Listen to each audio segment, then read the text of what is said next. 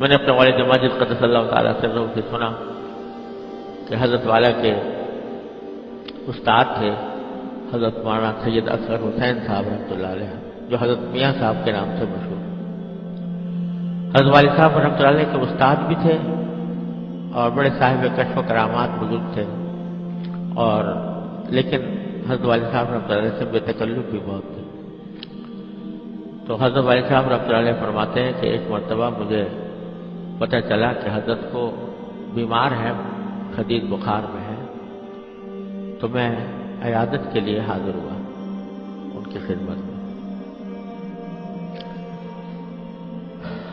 تو دیکھا کہ بخار میں تپ رہے تھے، شدید بخار تھا، تیز بخار چڑھا ہوا تھا۔ تو جیسے جا کر پوچھا جاتا ہے تب حضرت کیسے مزاج ہے، طبیعت کیسی ہے؟ فرمایا الحمدللہ اللہ تعالیٰ کا بڑا کرم ہے،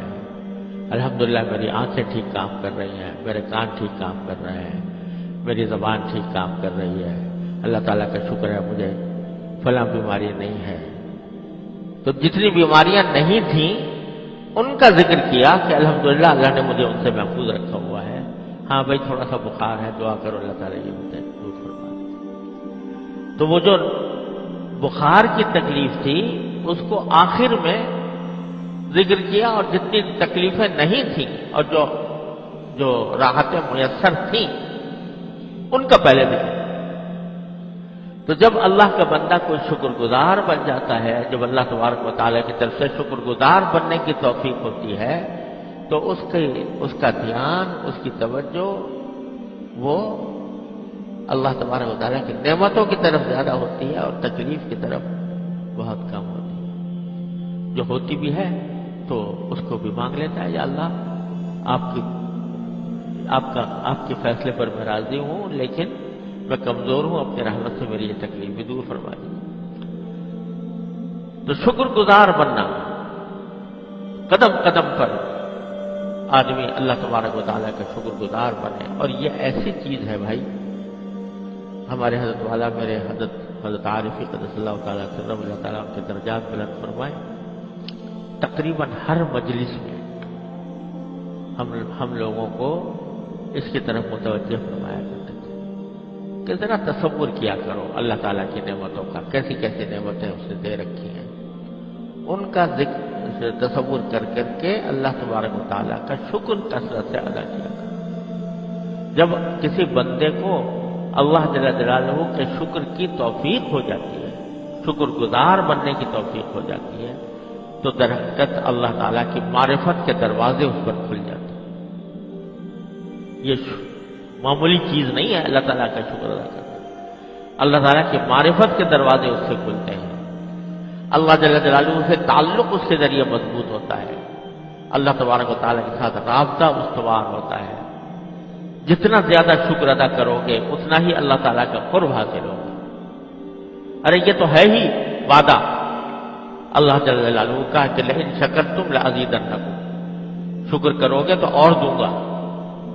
جس نعمتوں پر شکر کرو گے تو اور نعمتیں عطا کروں گا، یہ تو وعدہ ہے ہی، وہ ملے گی انشاءاللہ۔ سب سے بڑی بات یہ ہے کہ شکر کی کثرت سے بندہ اپنے پروردگار کے قریب قریب قریب قریب ہوتا چلا جاتا ہے، قرب نصیب ہوتا ہے اللہ تبارک و تعالیٰ، اللہ تبارک و تعالیٰ کے ساتھ تعلق مضبوط ہوتا ہے،